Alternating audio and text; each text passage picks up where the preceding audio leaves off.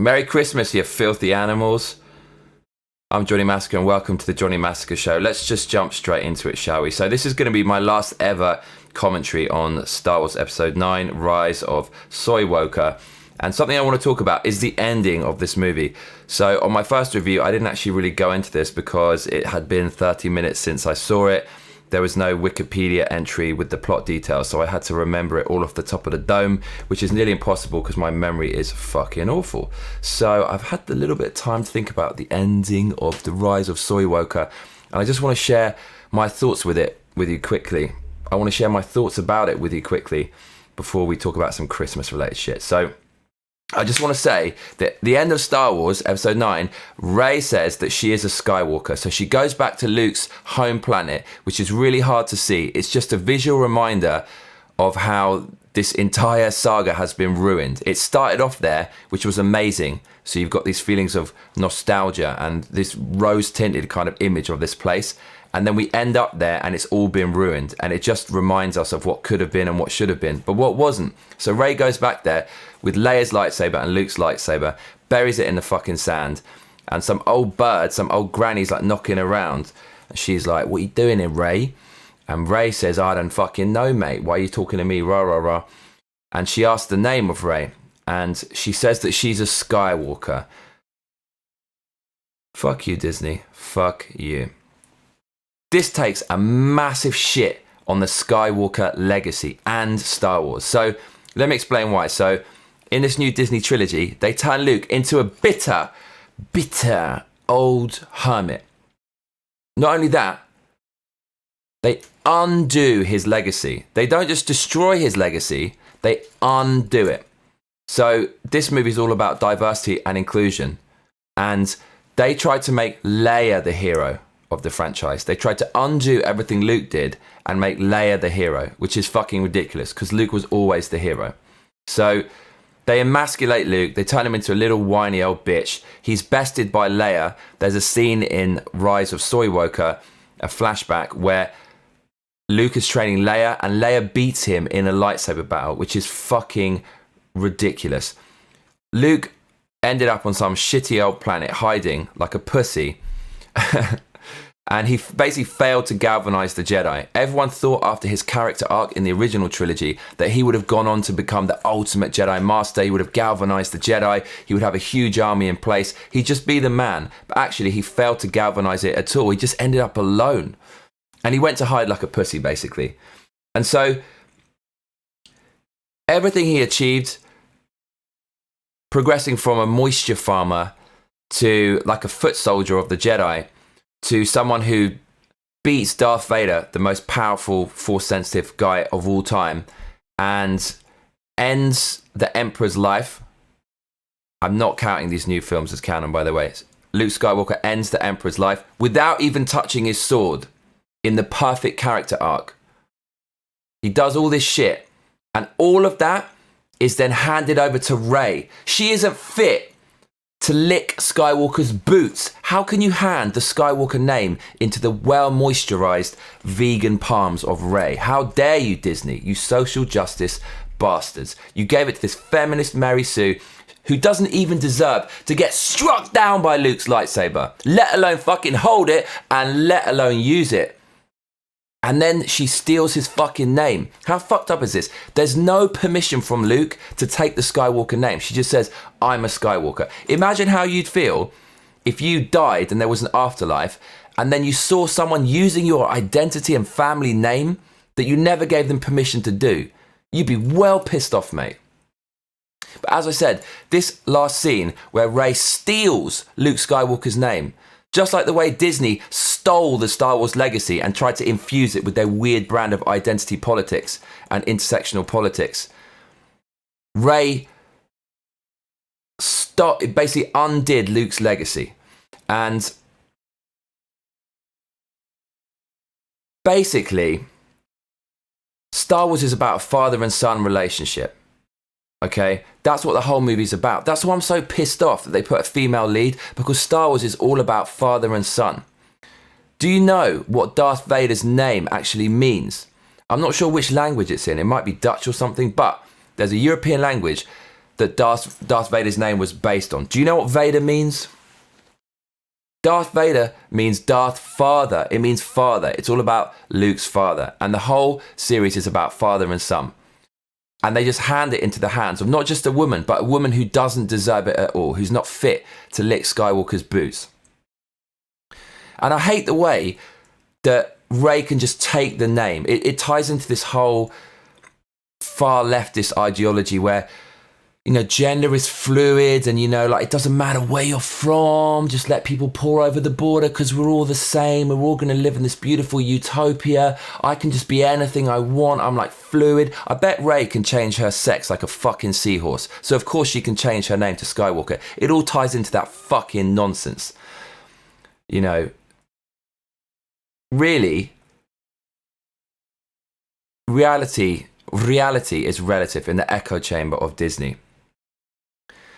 And in reality, in my reality, in your reality, we all know that you don't just inherit greatness. You can have amazing football players, for example, and they have a son and they're fucking shit at football. It's very, very rare the son carries on the legacy. I think 99% of the time, the son or the daughter will never be able to live up to the expectations and hype and level of their predecessor. And that's because you're born with talent, you're born with ability. Your hard work and perseverance will take you so far. And some people have to compensate for the lack of ability and God-given talent by working really hard. But really, it's the people who are born with talent that are really, really sick. And Luke Skywalker is a 1 in a billion. No one can just take his name. No one can just become a Skywalker. Sorry, you're born with it. And if you go a little deeper into it, into the political kind of thinking behind Rey just adopting the Skywalker name, I think this is about the kind of socialist Marxist utopia, because the left loves Marxist theory. They love Marxist ideas about everyone's the same and the bourgeoisie are cunts, the rich people, the emperor who's got all that cash to make that fleet, it has to be torn down and the people will rise up and we'll all be equal, we'll all be the same, we'll share everything. No one's higher than anyone else. We're all on the same level. There's no capitalism. There's no dynamism in the market. It's just government control and all the people are the same. You're all Skywalkers. You're all heroes. That's why they put that at the end of the movie, because leftists really believe in that whole Marxist, we're all the same kind of bullshit, which is just a downward spiral to hell, basically. Any country that adopts Marxist practices ends up ravaged by famine and failure. And, you know, Marxist kind of ways of thinking is where, you know, everyone's on board, everyone chips in together. It assumes that the common man will just help you out if given the chance, but we all know people have selfish motivations and that wouldn't actually work. But yeah, we're all the same. The people are all powerful. Everyone's a Skywalker. You know, in this movie, the end of Star Wars Episode 9, Rise of Skywalker, all the people come from nowhere in their spaceships to save the day, right? All the people suddenly come. And that is basically Marxist theory about the proletariat, the working class, rising up to overthrow the established order. And yeah, as I said, the bourgeoisie, the rich people, this is a central tenet of Marxist theory, which is the proletariat, the working class, all rise up and destroy through violent, bloody revolution the bourgeoisie, the rich people, basically the empire in this. And that happens at the end of the movie. You know, I reckon Palpatine is the bourgeoisie in this film because he's got loads of fucking cash, mate. Do you see all those Star Destroyers he built from nowhere? Palpatine's got like 30,000 of these ships like floating around in space. Where's he got this money from? He's the rich old white man. He's the bourgeoisie. The people have to rise up and take over it. The Skywalkers. We're all Skywalkers. This is what the kind of communist leaders of old would do. Empower the people. You're all heroes. You know, the working thing, the hammer and sickle, the big muscle. We're all superheroes. And so is Rey.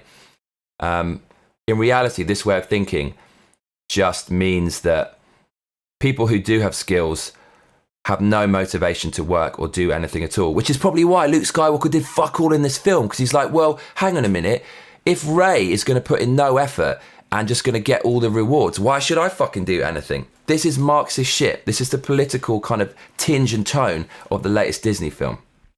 You know, Marxist utopias, socialist utopias that the left love and Disney's like jizzing over, they Don't allow individualism. Individualism is much more on the other side of the spectrum. It's much more on the right-hand side of the political spectrum. People can't stand out at all. You can't stand out as an individual. That's why we're all a Skywalker. So Disney, I don't know, call me crazy, but I think they have this political agenda where they want to tear down the Skywalker. They don't just want to destroy it, the legacy. They want to undo Luke's legacy and rewrite it into some weird social utopia, more in line with leftist politics.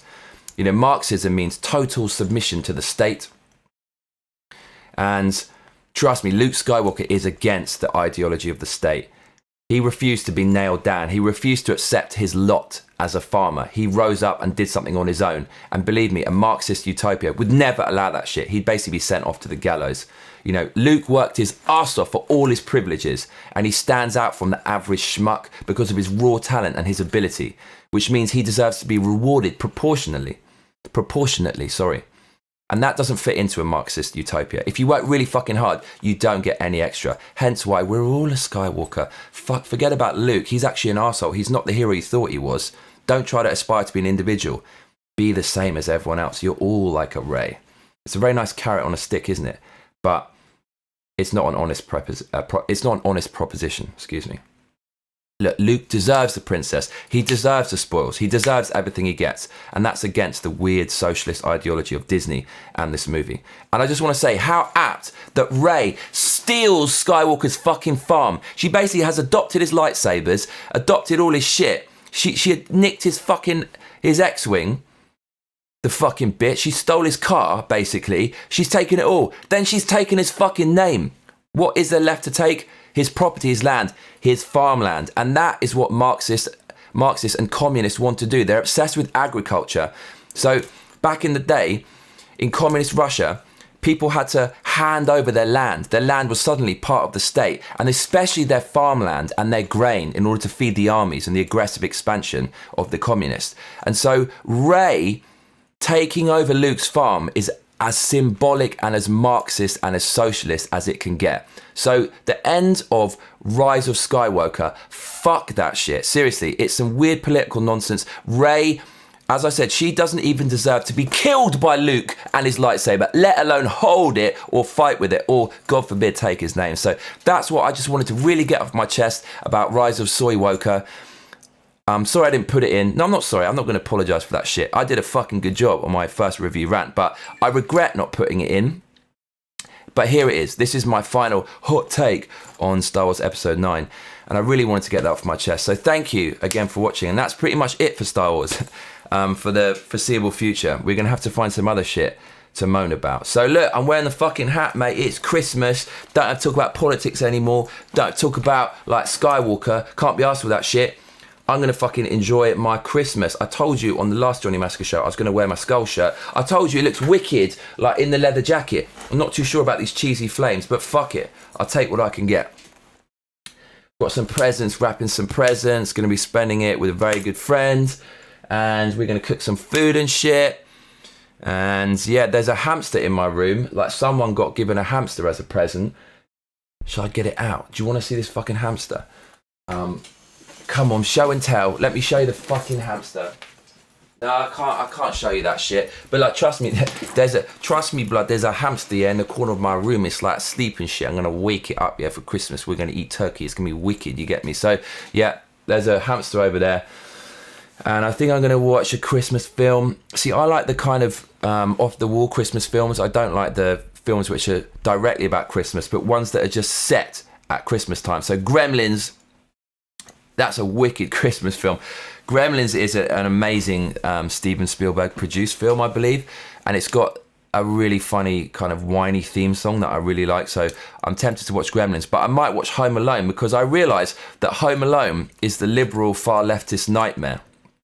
That film is definitely not acceptable by today's standards. Shit, I'm talking about politics again. I have to though. Home Alone, a middle-class white family, no minorities in it whatsoever. The kid, the protagonist, he loves guns. He's always shooting shit, which is right-wing stuff. He goes to church and shit. There's like a very religious aspect. There's a whole Christmas thing, which is a Christian aspect. And that is everything liberals hate.